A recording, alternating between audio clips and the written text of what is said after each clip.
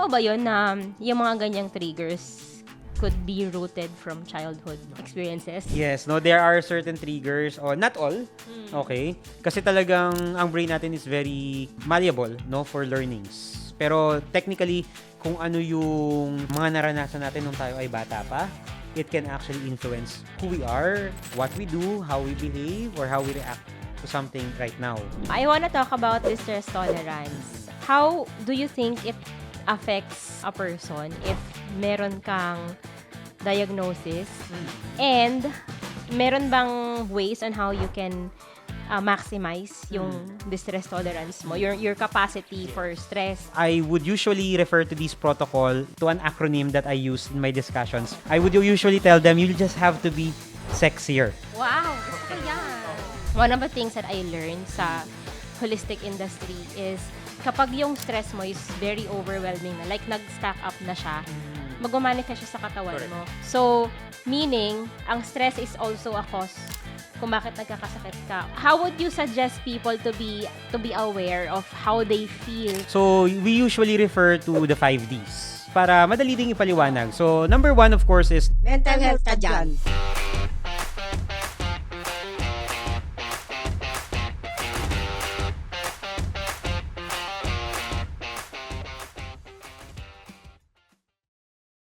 Welcome back to the new episode of the Mental Health Kajan podcast. And in this episode, I'm just so happy and excited kasi it's my first time to be in a studio. Imagine mo yun, recording in a studio. So I'm just very giddy and I'm so happy. And also, I have here a very special guest. And actually, inintroduce siya sa akin ng isang friend. He's a psychologist. And also, if in case you need a psychologist, you'll find him in St. Luke's Medical Center and also UST Hospital.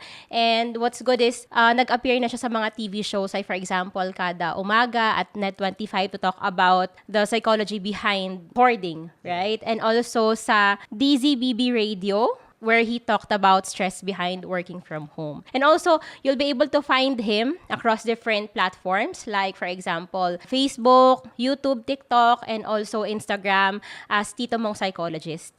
Okay, so let's welcome Lordy Santos. Hi guys! Hello! Thank you for saying yes to my invitation. Okay, so of course, no, para makapagbigay din tayo ng kadagdagang impormasyon tungkol sa mental health. Yes, okay. So, I want to start with raising awareness about mental health sa mga Filipinos. Kanina we were talking about, I was asking how many clients you usually have per day. Sabi mo madami. So, kamusta na ba yung awareness ng mga Filipinos when it comes to mental health? No, actually, there's a steep increase, no, in the Filipinos' awareness in terms of mental health, lalo na nung pandemic. No, that's actually when this trend were first observed na talagang mas marami na yung kumukonsulta, nagtatanong, nagkakaroon ng kani-kanilang idea about mental health. So that's basically a good start. Regardless, talagang there's still a lot of work to do. Not just for mental health professionals, but even for advocates to inform more Filipinos. So, how would you say why would Filipinos need to pay attention to their mental health? Kasi I'm working with US-based clients when it comes to mental health, holistic health, and I notice sa kanila kasi it's norm na eh. It's part of the norm. Like for example, you experience grief, loss, ganyan. And kumbaga parang hindi stigma sa kanila if you go through a therapy. Pero sa atin, di ba parang it shall pass. Parang gano'n, hayaan mo lang siya. Di ba? Tapos when you go to therapy, parang may stigma na, ano nangyayari sa'yo? Gano'n. So, ayun, how would you position mental health sa culture ng Filipino? Actually, dahil na rin, no, dun sa mga practices, no, that most Filipinos, even nowadays, no, still believe na pwedeng makakatulong for some individuals, but if we'll be looking at it, no, in an objective manner, yung iba kasi pwede pang mas makapagpalala, no, nung mga sitwasyon or nung mga karamdamang nararanasan nila. Like for example, for grieving, some people would again just tell other people na okay na, nawala siya, kalimutan mo na yon, wag mo na lang isipin, without actually them realizing that everyone has their own phases, has their own stages in terms of grieving for someone that they've just lost. Same goes with other problems, like for example, sleep. no? Yung iba sabihin na wag ka lang mag-isip sa gabi or subukan mo lang tong ganto, ganyan. Tapos dadating din yung antok sa'yo, etc. Without actually them realizing na yung ibang ginagawa nila mas nakakapagpalala pa, no, nung mga nararanasan nila. So basically that's where we want to start, and that's actually what tells us how important it is to inform more Filipino about mental health. Na hindi lahat ng akala natin dati ay nakakatulong, talagang nakakatulong para sa karamihan. And there are actually researches din, local and abroad, that generates data na eto talaga yung mga practices or yung mga ways to deal with those kind of problems. And sad to say, siguro as of now, alam na ng karamihan, pero marami pa rin ay hindi aware dun sa mga ganung bagay. Meron na ba kayong sa Philippines, meron na ba kayo like percentage of population natin versus dun sa aware and accepted na yung mental health? Wala pa akong na-encounter na ganung data or research that could basically tell us about the exact percentage of how many Filipinos are aware, how many Filipinos, for example, are not. I didn't came across any articles yet or research data, but hopefully soon, no, magkakaroon na nga ng mga ganung information, so we can work on it. Okay, so can you cite any example of like yung mga symptoms na napapansin mo based on your experience working with different clients? Ano yung mga symptoms na parang, ay, okay, medyo, may mental health challenge? Kasi di ba ang dami niyan, depression, anxiety. Iba-iba. Can you name others? Aside from... kumbaga parang madalas na na-encounter namin, no? Alright, so syempre, usually, nandyan yung mga nabanggit mo. Some people would bring themselves to therapy due to depression, anxiety, pero hindi lang natatali lagi dun sa dalawang yun. People would also consult psychologists or other mental health professionals for undiagnosed ADHD, for PTSD or trauma. Yung iba rin nagkakaroon ng manifestations ng neurodegenerative or neurocognitive problems. Yung iba naman ay nagmamanifest din ng personality disorders that actually for them it's hard to realize that they're actually experiencing some problems until someone from their family or from their group of friends would tell them about it. So talagang there's a wide range of, sabihin natin, behaviors, yung mga kaisipan, or yung cognitive processes that we encounter, no, in a day-to-day basis in our clinics. Pero, okay, kasi at the same manner na marami siyang labels, marami rin parang, kumbaga, psychologist ka, di ba? Mayroon din psychiatrist. So, can you explain yung difference nun? Yeah. So, and also, two-part question. Second is, if I am experiencing something like to that effect, sino yung una ko lalapitan? Alright, sige. So, i-break down natin yung things, no? So, it's good that you were able to ask about the difference kasi marami pa rin nalilito hanggang ngayon. Kahit ako nalilito no? ako. Oo. So, basically, let's start with psychiatrists. So, when we talk about psychiatrists, they are medical professionals, no? So, they are doctors, physicians who chose to specialize in the practice of psychiatry. So, basically, they are the ones who are responsible for looking into different patients, recommending different treatment procedures from psychopharmacology or yung medications, even psychotherapy. Sila rin yung mga nagre-request, for example, ng mga medical tests to rule out other somatic or biological explanations. Kasi minsan, yung mga simptomas, halimbawa ng depression and anxiety, they serve as a secondary symptom from a person's biological or medical condition, no? Like for example, hypothyroidism. So, yun. So, dapat ma-rule out muna yung mga ganong biological. So, wait lang. Hyperthyroidism, cause siya or effect? Actually, doon nagsisimula. Siya sa kanya nagsisimula, no? Like for example, for a person with undiagnosed hypothyroidism, they can actually manifest symptoms of depression or anxiety. So, pwedeng hindi mapansin yun. That's why our psychiatrists or other medical doctors would usually ask these patients first to rule out no, those kind of medical disorders or medical problems. Again, hindi lang dahil doon, no? Meron pang iba. Alright? So, basically, that's their forte. So, kumbaga parang ang mental health issues, hindi lang siya dito. Kumbaga parang it's a manifestation of what's going on throughout the entirety of your body. Okay. Yeah. So, that's actually what we call as a holistic approach, no? Or an interdisciplinary approach. Kasi, sabihin natin, talagang merong medical condition. So, kahit anong treatment that can be offered, for example, in a psychological perspective, like psychotherapy, no? Or yung what other people would refer to as talk therapy. Kahit anong galing ng therapist doon, kung merong underlying medical condition, well, it may not, no? Kumbaga parang it pulls you away from the potential resolution of those problems. Kasi nga, merong undiagnosed and untreated medical condition. So usually, these are the responsibilities of the physicians, specifically the psychiatrists, especially if they are taking care of someone who are complaining about a specific mental health disorder. Okay. So you mentioned about holistic. Gusto ko lang mag-backtrack ng konti kasi baka mamaya medyo, ano na siya, medyo scientific na. So if you're talking to a 7-year-old kid, how would you explain yung difference ng holistic approach dun sa medical approach yon? How would you explain that? Na parang nakaka-affect siya holistically sa mental health. So basically, sabihin lang natin, for a 7-year-old child, no, na itong mga nararanasan or nararamdaman natin ay pwede rin talagang dulot ng mga sakit na pwedeng ma-identify or pwedeng makita ng mga doktor. Okay? So, at hindi lang talaga sila pwedeng laging sabihin natin dahil dun sa psychological symptoms or sa simptomas na nararanasan niya ngayon. Okay, I see. Very interesting yung mention mo kanina about talk therapy na baka kulang siya. Maging limited, no? Oo. Yung potential benefits niya. Yes, kasi nga baka meron pang underlying Correct. causes sa katawan. Pero another question, one of the things that I learned sa holistic industry is kapag yung stress mo is very overwhelming na, like nag-stack up na siya, mag-manifest siya sa katawan Correct. mo. So parang tawag dito, like for example, yung hyperthyroidism, di ba? I asked kanina if it's cause or effect. So, meaning, meron din talagang mga cause ang stress or ang stress is also a cause kung bakit nagkakasakit ka on your Yes. physical level. Correct.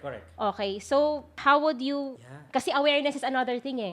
If you're not aware, mahirap. Pero it's another thing na how would you suggest people to be aware of how they feel? Kasi yun nga, yun na-mention mo kanina na minsan sinasabi na lang ng mga tao sa paligid nila, hindi nila napapansin. So how would you suggest someone to be an advocate of themselves? Okay, so for themselves, no, kung paano nila ma-detect or at least mapapansin na meron ng mali. Yes. Okay? So, we usually refer to the 5Ds. Okay, wow, 5 May Ds. 5Ds para madali ding ipaliwanag. So, number 1, of course, is distress. Okay? So, basically, when we talk about distress, that's when you persistently or sabihin natin frequently experience negative emotions. Okay? So, madaling magalit, no, nakakaramdam ng sobrang kalungkutan, pagsisisi, frustration. Again, there's a lot or there's a cocktails of emotions that you could feel. But as long as it makes you less comfortable or uncomfortable in an extreme level, so that would now fall to the first D, which is distress. Okay? So, number 2 is deviance. When we say deviance, it talks about you deviating from your usual activity or from the activity that's expected from someone like you. Halimbawa, for younger children, they are expected to attend school, listen to their teachers, learn something from school. But this person or this child actually has been experiencing difficulty attending school or maybe learning something from the class. For adults, they are expected, for example, to at least be productive in terms of working, of looking for some other things that they can do, no, that is expected for an adult, pero hindi sila makasabay or hindi sila makagawa ng mga bagay na yon. Kahit or lalo na kapag dati naman nilang nagagawa. So basically, they are deviating from what is expected of them. So that's the second D. So is that different from distracting yourself? Or Well, pwedeng magkaiba pumunta siya? doon. Kasi susunod dun sa D ay yung actually dapat pang-apat pa. Ay, which is okay. yung danger. Okay. Okay, so yeah, advance na natin sa danger. Danger basically is when you impose risks, no? Of course, for yourself, for other people, or even those who are around you. Okay, whether it's direct physical risk, no, or yun, yung mga self-destructive activities. Okay, so that's the fourth D. Balikan natin yung third D, which is dysfunction. So this is actually when you stop being functional member of the society or doing those things, no, that you are expected to do. So that kaya magkasunod yung deviance at saka yung dysfunction eh. Kasi when you deviate from your usual activity, most of the time it will lead to dysfunction. Yung iba naman, they deviate from what they would usually do and they start engaging on behaviors that are destructive or dangerous for them. Okay? So yun, the 4Ds and then the duration. That's the fifth. So there are times, even for people like us, may experience those other fours, hopefully not danger, at a certain extent of time. Di ba? Like, for example, may namatay na kapamilya, talaga you would feel distressed, dysfunctional, you may deviate from your usual activity, but it can be processed in a specific time frame. Hindi siya magiging persistent, hindi siya magiging prolonged. That's why the 5D is also an important factor to consider. Kasi if it goes beyond what is expected and it results to other problems at nakompleto mo yung 4Ds pa, lalo na dumikit na or nagkaroon na ng dangers, then most likely that would be a sign that there is a problem. Okay. No, a diagnosable mental health condition or something that needs to be treated. Sa duration ba dito papasok ulit yung pattern na like for example kasi di ba meron yung iba na it happens after a month ganyan tapos after 1 month okay ka after 1 month hindi ka ulit okay. Doon siya actually pumapasok sa duration na yun. Kung kasi it's not just about the time or the length of the time, di ba? It also talks about the frequency, how often it occurs, how long, or yung pattern na nababanggit mo kanina. So, doon lahat kinokolekta yun. Okay. So, ang ganda nito kasi at least meron kang pattern na titignan saan nagpo-fall under yung mga nararanasan mo. or Oo, pinagdadaanan. Mo ngayon. And siguro I want to emphasize no that yung iba kasi ganun nga ang nagiging mindset din na ay, dapat makompleto pala muna tong 5Ds na to bago ako kumonsulta or humingi ng tulong. Or baka dapat, pag 3 lang, pwede na akong kumonsulta. Actually, hindi. People, even without these 5Ds, can actually consult mental health professionals. So, whether it's a psychiatrist, another mental health professional, like psychometricians or counselors or psychologists, they can actually be consulted not just for pathological behaviors, but even for self-improvement. Oo, yes. So, kumbaga parang ang lagi namin sinasabi, hindi mo naman kailangan laging maghintay na meron ng problema bago ka kumonsulta. Kung sa tingin mo may mga bagay na kakailanganin mo ng tulong o gabay, pwedeng-pwede ka na talagang kumonsulta sa ibang mental health professionals. Yes. Okay, so going back dun sa 5Ds na na-mention mo. So, ilan ang nito? Like for example, I'm feeling yung 3 out of 5 or 1 out of 5, ganyan. So, does it mean pag 1 out of 5, nasa safe side ka pa? Actually, wala siyang, hindi siya parang, hindi siya checklist lang basta-basta. Okay. That, like for example, if there's distress and then there's duration, that would already be a sign, a signal or a red flag na, okay, baka pwede mo nang i-consider. Yes. So, habang dumadami siya, syempre, regardless of these checks, whether 2, 3, or 4 yan, then that would just tell you na, okay, red flag na talaga, kailangan mo nang subukang kumonsulta. So again, actually hindi natin kailangan ng isang check dyan. If you want to improve on yourself, work on something, then you could basically look or ask for a mental health professional. Ayun, and another question yung, because may friend ako na may ADHD siya. And yung symptoms niya, parang sometimes it's mistaken as personality mo na. So how would you, how would you talk about that? Kasi parang sa kanya kasi nung na-diagnose siya, nagkaroon siya ng parang denial na parang, ay, akala ko ganito lang talaga ako, ganyan. And people, siguro, who are also undergoing this, parang kumbaga, they feel that it's their dark side, 'di ba? Tapos yung, since mababa ang distress tolerance, minsan, how they approach people is parang, alam mo yon, hindi siya, medyo hurtful siya. Ayun, which is minsan, na ang common misconception is, ay, personality niya, ganyan kumbaga talaga ganun siya. na talaga siya. Oo, yun. Pero meron palang underlying Yes, oo. na condition or disorder like the ADHD. Okay, so usually, it's better if we can, again, compare, confirm, not compare. Kasi dyan, ginagamit yung clinical skills ng psychiatrists, psychologists, or other mental health professionals to dig into the history of the person, whether that could actually help us identify whether it can be classified as a personality disorder or if it is really leaning towards the condition of ADHD. And again, it's a complex situation. At mahirap siyang i-confirm. For example, in a situation like this na wala naman talaga tayo nung kabuuang image or picture nung taong yon. But definitely, meeting a mental health professional could help. Lalo na if they can dig into that history, informations coming from different people who would usually deal with this individual, tsaka natin mako-confirm. Kasi siya, medyo talagang multi-directional approach. Yes. So, hindi lang siya dapat galing sa test materials, hindi lang siya dapat galing sa interview with the person. Meron din tayong tinatawag na observant data or observant or informant interview. So, talagang collection siya of those different data that would give us an idea whether it's something to confirm or lean towards ADHD or maybe a personality problem. Yes. So, paano pag walang pera? Okay, oo. Pa-consult. Meron namang mga offered na free mental health consultations from government agencies, government hospitals. No? These services are, I believe, hanggang ngayon, continuously being offered by these institutions.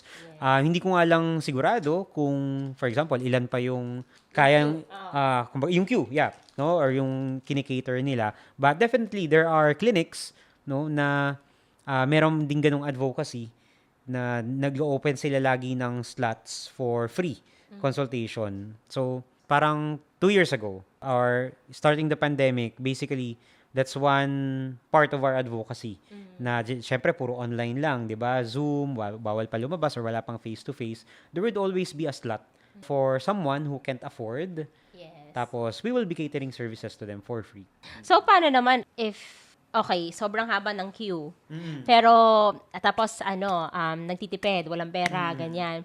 So, ano yung parang pwede nilang gawin to self-soothe para kahit papano matulungan nila yung sarili nila? Okay, actually, depende pa rin dun sa nararanasan nila. But a best or something that is important is basically the people around them. Okay? Kasi yung iba, pwedeng hindi sapat na sila lang yung talagang tumulong sa sarili nila at a certain point. But those individuals who are around them, who can do more to be knowledgeable on how they can deal or they can interact with this person, how they can guide this person, they can actually contribute. Kumbaga parang isa sila sa may malaking contribution dun sa pag-aalaga or pagtulong sa taong makarecover. So for themselves, we have different exercises or different techniques, pero yun nga, hindi kasi siya madaling ibigay or sabihin lang without direct professional guidance.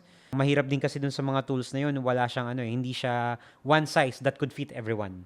So it needs to be personalized, it needs to be something crafted for that person. So hindi siya parang pwedeng ibibigay lang na parang libro o basahin mo yan, okay na. Hindi ganun So, pero yung nakapaligid sa kanya, if they can equip themselves with the right knowledge on how to interact with that person, that could be a good or a huge contributor. Pero generally, sa mga clients mo, what do you usually suggest? Like, yung mga pwede nilang gawin kapag nakakaramdam sila ng anxiety, ganyan. Yung, as in, yung pwede mong gawin na, okay, kakalma ako, ganun. Commonly, yung isa sa mga bagay na nakakatulong sa karamihan, again, not for all, pero sa karamihan is basically regulation. How they can regulate these emotions, both physical at saka yung emotional. So that would include relaxation exercises, breathing exercises, grounding. Again, for some, they find it effective. Okay? Dun sa iba naman, they may need a different approach. Or at times, again, some medical assistance or psychopharmacological assistance is also needed. Kaya kung babalik tayo dun sa tanong kanina about the difference between psychiatrist and psychologist on the other hand, is the one who is usually tasked to first conduct assessment procedures, talagang medyo mahabang assessment procedures that could either confirm or rule out a specific condition. Siyempre, directly working with a psychiatrist, and they're the ones who are tasked to give non-pharmacological treatments like psychotherapy, counseling, and even psychoeducation for people around that individual who is subject for testing. Okay. So, mga gaano katagal ang diagnosis? Okay. Ilang sessions kaya siya? No, usually it includes multiple session. May mga pagkakataon na kung kaya namang i-administer lahat in just a day or maybe around 3 to 4 hours, possible siya. But for most cases, or for some cases talagang minsan, pwedeng 2 or 3 sessions.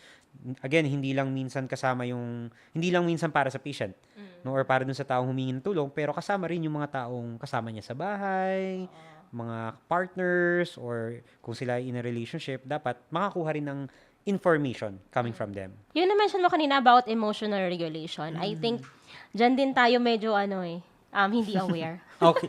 Oo, yung iba parang, well, again, if you'll be referring to the stigmatizing behaviors, kumbaga parang, wag mo lang isipin yun para di mo maramdaman, parang gano'n. Pero, I think it has a great impact. Like, for example na lang, kapag, lagi ina-example to traffic, tapos may sumingit, Tapos nagalit ka agad, nakapag-away ka. Yung sa mga ganong circumstances na very lang siya, like maliliit na bagay, ganyan. If you don't know how to regulate your emotions, it would affect your whole day. Correct. 'Di Oo. ba? So, how would you explain yung importance ng emotional regulation not on a large scale but also yung sa mga daily activities lang din? Okay. So, first of all, syempre, you need to analyze first, is it really something that occurs in that certain circumstance or event? Or is it something pervasive na talagang kahit saan ka pumunta, kahit wala namang sumingit, 'di ba? Galit. Talagang magagalitin or mataas ang iyong irritability. No, kasi that could really be something na kailangan pang mapag-usapan. Okay? Pero if you would be on those instances na napansin mo yung sarili mong talagang bigla kang nagagalit and certain or specific occasions, then engaging on those relaxation exercises, things that you could do to regulate yourself is very important. Kasi kapag na dysregulate mo yan or nai-express mo in an inefficient manner, it can actually reinforce that behavior. Yes. Ibig sabihin, pwedeng mas lumala, pwedeng sabihin natin sa una, simpleng galit lang, pero eventually pwede siyang maging anger issues, no? Or a set of hostile behaviors, at pwede pang lumala. So, as early as possible, if you can see those kind of behaviors or emotions manifesting in an uncontrolled or overwhelming manner, better if you could look for something that you can do to manage it accordingly. So, yeah, balikan natin yung kanina, relaxation exercises. That could be different from one person to another, okay? Or expressing it in a good way. Like, for example, reflecting on what really made you angry for that situation. Kasi etong mga reasons na ito or yung mga triggers natin are usually anchored to what we value in our lives or what we aspire to be. Okay, kumbaga parang nagkakaroon tayo minsan na, okay, mahalaga sa akin na na nirerespeto ko halimbawa, no? Tapos, ang feeling mo, kapag may sumingit sa'yo, ay hindi ka na kaagad nirerespeto. Yes. So, that value was violated. So, maybe if we try to re-examine that kind of situation, try to look into your interpretation. So, talaga bang may sumingit? Does that mean that that person deliberately wanted to disrespect you? Halimbawa lang. So, those kind of thinking patterns can be re-examined. But again, it's not something that can be easily done on your own. Yes. Again, some people can do it. Okay, that's good for them. But for most, kailangan talaga may guidance. No? So, yeah, those are just some. Iwasan lang din yung pag-express nga in a different way. Like, kasi minsan yung iba, although in a short term, nakakatulong siya, yung tipong sisigaw ka, or minsan, nakikita ko minsan sa advertisements, yung parang may punching bag na ilalagay, tapos doon ka daw susuntok para mailabas mo, di ba, yung galit. In the short term, sige, pwede siyang makatulong para ma-release yung tension, pero masasanay kasi yung katawan at saka yung isipan mo, na dapat pag galit ka, lagi ka may sinusuntok. Di ba? Paano kung wala yung punching bag na yun? Ay, sino na lang makita? Sino ang tatamaan yan?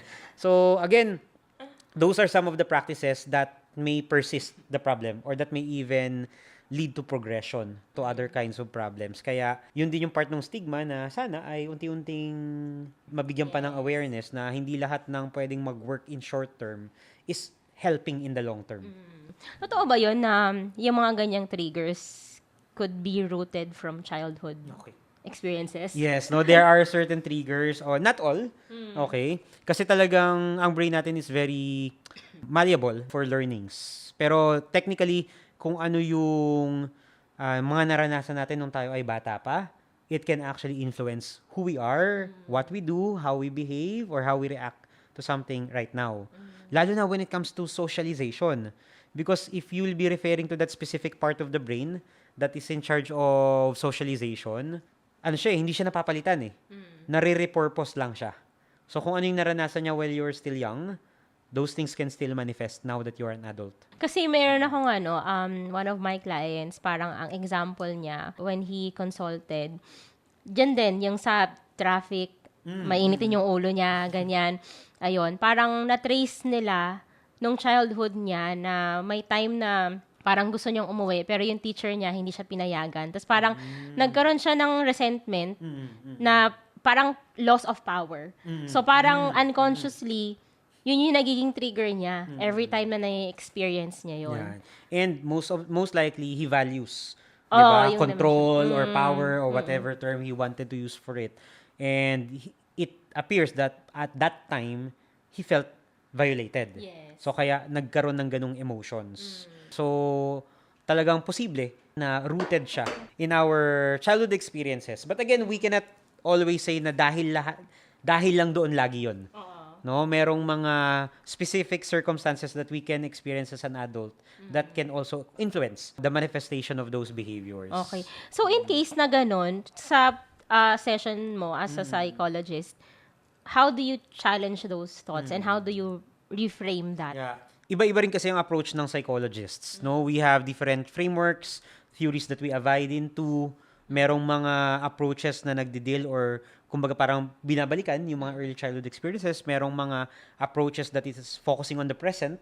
Meron ding mga approaches naman na medyo towards the future.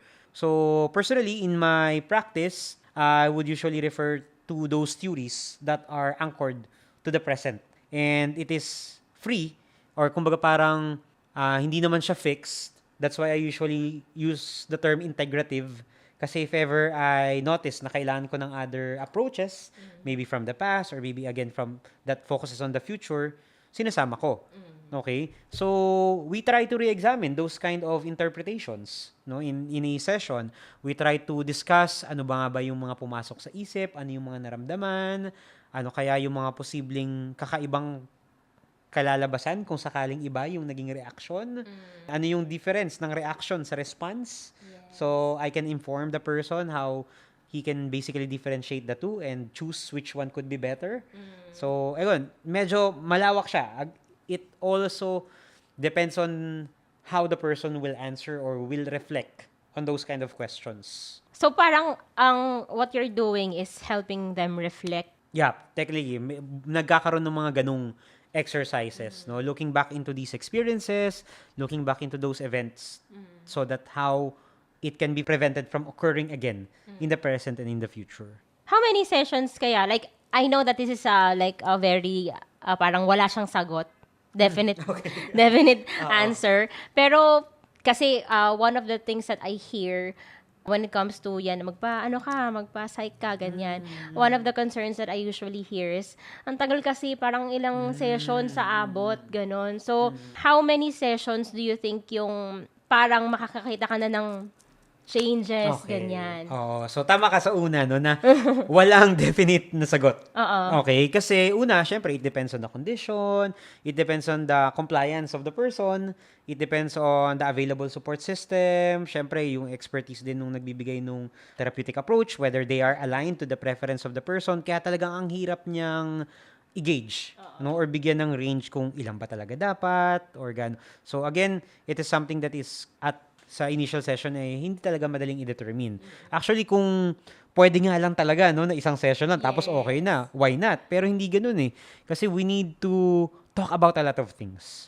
We need to, kumbaga parang kailangang himayin, no, yung mga bagay na nararanasan. And yun nga, talagang kailangan nila ng number of sessions.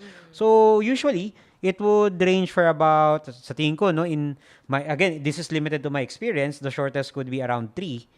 No, dahil hindi naman din ganun ka problematic. But there are actually longer sessions that compose siguro of more than 20, more than 30 sessions, no, if I'm not mistaken. Pero talagang minsan pwede siyang humaba. So, ano yung pag after ng session, parang they can manage their emotions, ganun? Gradually. There are a set of techniques, tools that can be shared for each session. That's also the reason why most of the time, these therapeutic approaches would ask the person to meet the therapist after a specific time frame. Like for example, every week or after a month. Kasi they are also giving the chance to that person to apply it to their real life. Kasi yung mga papag-usapan nyo, hindi lang naman dapat sa loob ng therapy session or ng room may apply No, dapat matututunan niya yung i-test, i-apply nang siya lang. Oo. So, that's the reason why they have that kind of interference in between sessions para magkaroon din ng feedback or evaluation session so they can see whether it's really helping or not. I want to talk about distress tolerance. How do you think it affects a person if meron kang diagnosis and meron bang ways on how you can maximize yung distress tolerance mo, your capacity for stress. Oh, actually, for those individuals no, who are, sabi natin, experiencing a diagnosable mental health condition, it would actually move them closer towards, kumbaga parang towards the deficiency no, in distress tolerance, especially kapag wala pang, sabi natin, self-help strategies or coping strategies. Dahil nga, nandun na rin yung 5Ds na nabanggit natin kanina that they can get easily frustrated with. Pero again, hindi siya applicable to all. Not all individuals who are experiencing these kind of symptoms may experience kumbaga, na parang deficient or super low distress tolerance. Yung iba, pwede rin hindi natin makikita technically kung nadidistress na ba sila o hindi at di din nila alam kung paano i-express. Some people may express it in an aggressive or hostile manner, but not all. Okay, yung iba talagang they would choose to isolate, withdraw, no, or remove themselves from that interaction. Again, it can be expressed in a different way. And having that said, it's something that is very important for almost of these mental health conditions, especially those things na medyo affective in nature, medyo emotional in nature. So, how to maximize it? Yes, paano mo i-expand yung capacity mo? Okay, so ano ba to? In general, di ba? Yes, in general. Sige. Siyempre, unang-una is yung health. Okay? If health is compromised, in general, whether you have a diagnosable mental health condition or not, distress tolerance will get low. So, ano ngayon yung foundations ng health? So, I would usually refer to this protocol to an acronym that I use in my discussions para mas madaling matandaan ng students, okay, or ng mga listeners. I would usually tell them, you just have to be sexier. Wow! Okay. Oo. So, but it's not actually about being sexy as to how it is perceived in the public. Pero it's, again, an acronym. So, let's talk about the first letter. Para mas madaling tandaan, it's S, that's for sleep. So, having enough sleep, having good quality sleep, having regular sleep, and having a sleep in the right timing can actually improve your ability to increase your distress tolerance. Siyempre, kapag puyat ka, expect mo talagang mas magiging mainitin ang ulo mo. Lalo na kung tuloy-tuloy pa yan. Or para dun sa mga nakakaranas ng insomnia or other form of sleep problems. No? So that's number one, sleep. Actually, Dr. Matthew Walker, no, he is a renowned sleep specialist in the United States, I believe, said that it serves as the foundation. No, siya talaga yung parang pinaka groundwork ng health, whether it's medical or mental health. All right? So, sleep. The second one is about eating habits. That's the E, sa sexier. Okay? Eating habits. So, there are actually research and even professional scientists who refer to our gut as our second brain. So, kung ano yung nilalagay mo dyan, kung ano yung chemicals, kung ano yung kinakain mo, that would actually have some influence in your ability to process information, deal with problems.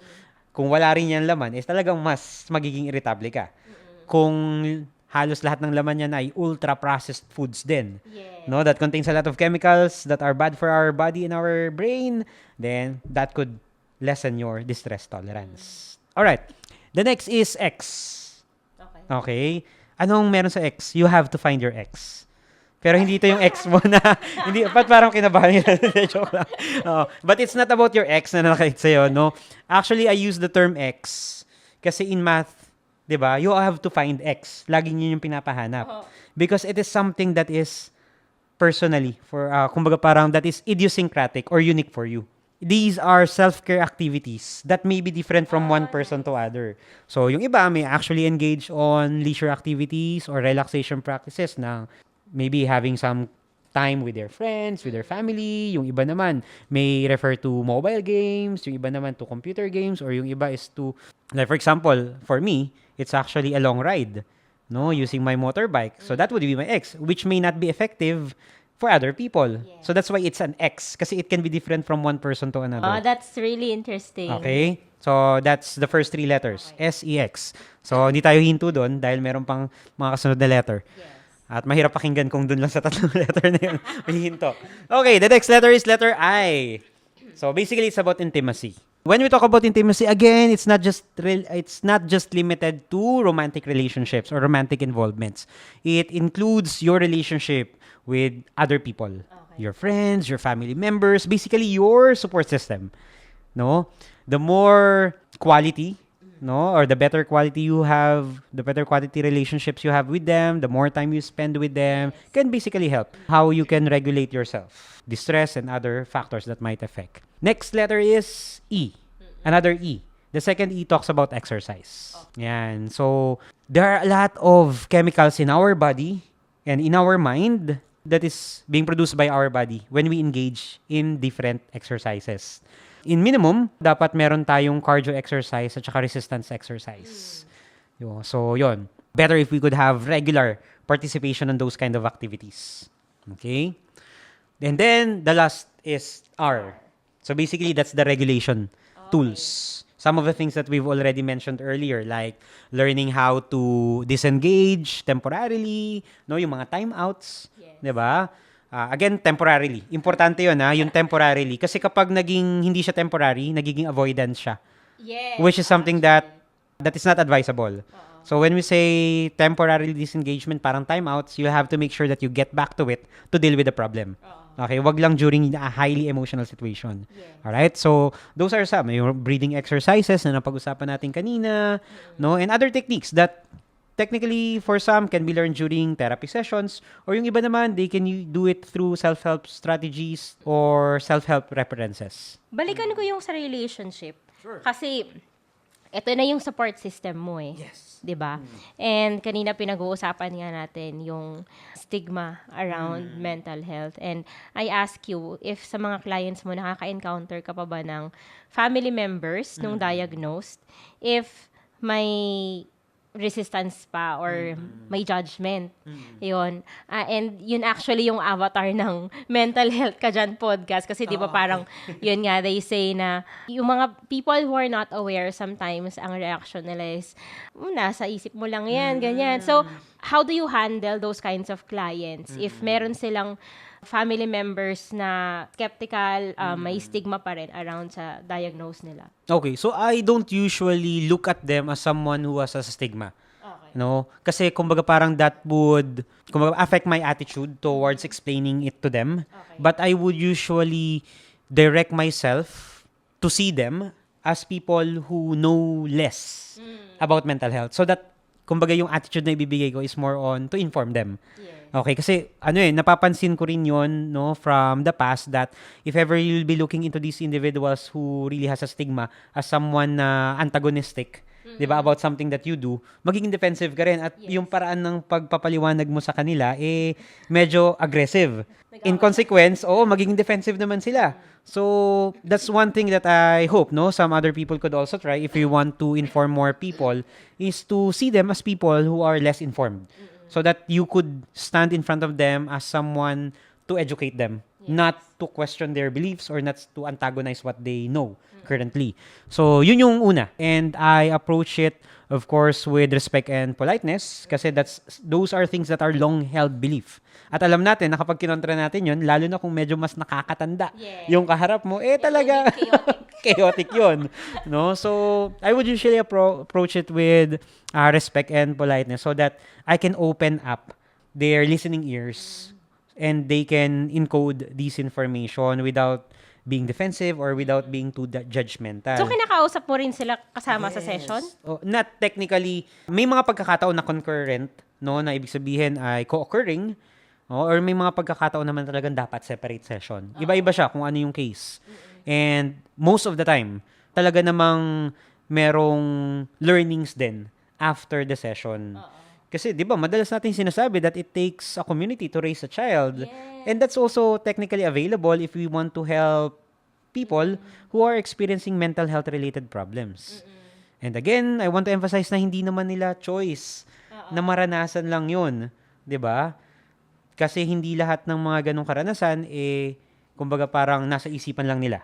There are a lot of factors that has to be understood, that has to be considered, no? And that would basically tell us na these people needs help and not just another form of judgment coming from the community. So, if a listener is like, for example, having a hard time na sabihin sa parents nila, sa partner, sa friends, kung ano yung pinagdadaanan nila, tapos pinakinig nila yung podcast, how would you talk to them? How would you talk to those support system? So basically, when we have individuals, for example, in our home who are experiencing something, it's good if we can just at first lend a non-judgmental ear, someone who could listen to them, so that they can understand how they see the world in their perspective.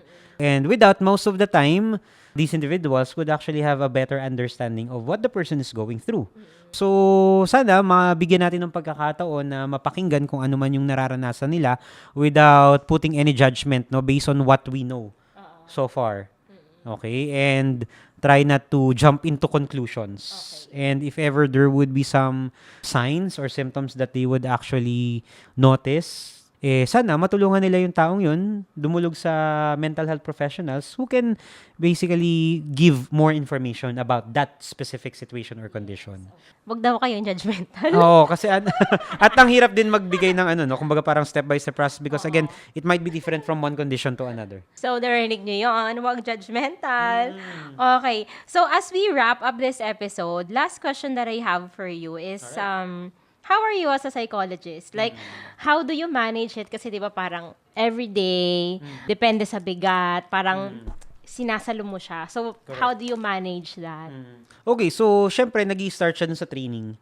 That's why I hope I can take this opportunity to thank my mentors, who guided me. Kasi dun pa lang mabibigyan ka na nila ng set of practices that you could do as well to take care of yourself. How to build a compartmentalized practice between what you do in work and what you do in your life for yourself.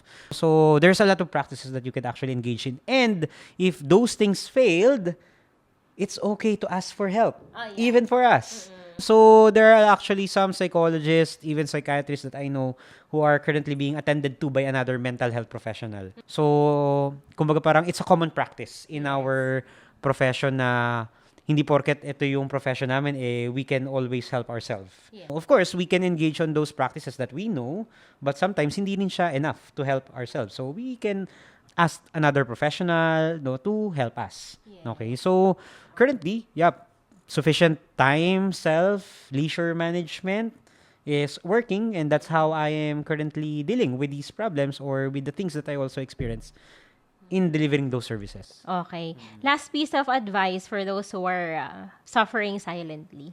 So, it's better if you could consider or maybe look for people. Again, someone who's within your immediate environment who you can trust. It's better if you could start talking about these things so you could be guided, or there's a chance for you to kumbaga parang ilabas, di ba, or i-express itong mga nararamdaman or sa loobin natin para mas may open up yung possibility for help. And again, it's okay to ask for help. Yes. Okay, and help is available. I think that's also a barrier na parang nahihirapan tayo humingi ng tulong kasi sanay tayo na parang it's a badge of honor if kaya mong dalhin lahat. Kumbaga parang sana nga kumbaga andali lang sanang gawin, pero yun nga, talagang kailangan nating tandaan na tayo ay tao. Yes. And part of being human is that we have weaknesses. Yes. And whenever we are feeling not okay, then that just gives us a clue na we have to do something different. Thank you so much.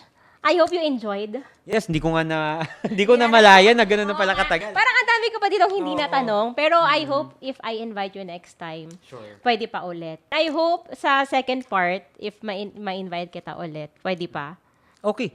Yes, pwede. Actually, yun nga, parang ang dami pa rin siguro hindi na-discuss or nakuha during this conversation. And if ever, our listeners would actually have some more questions. So, sana doon natin masagot, Yes. So, sana ma-schedule ulit natin. Okay, so they can find you, Tito Mong Psychologist, across different social media platforms. Is there any way kung paano pa nila ikaw ma-reach if they want to do a consultation with you? Yep. Actually, you can send a message to my pages. Again, That's Tito Mong Psychologist. Tito na no? talaga. Yes, oo, tito na talaga eh.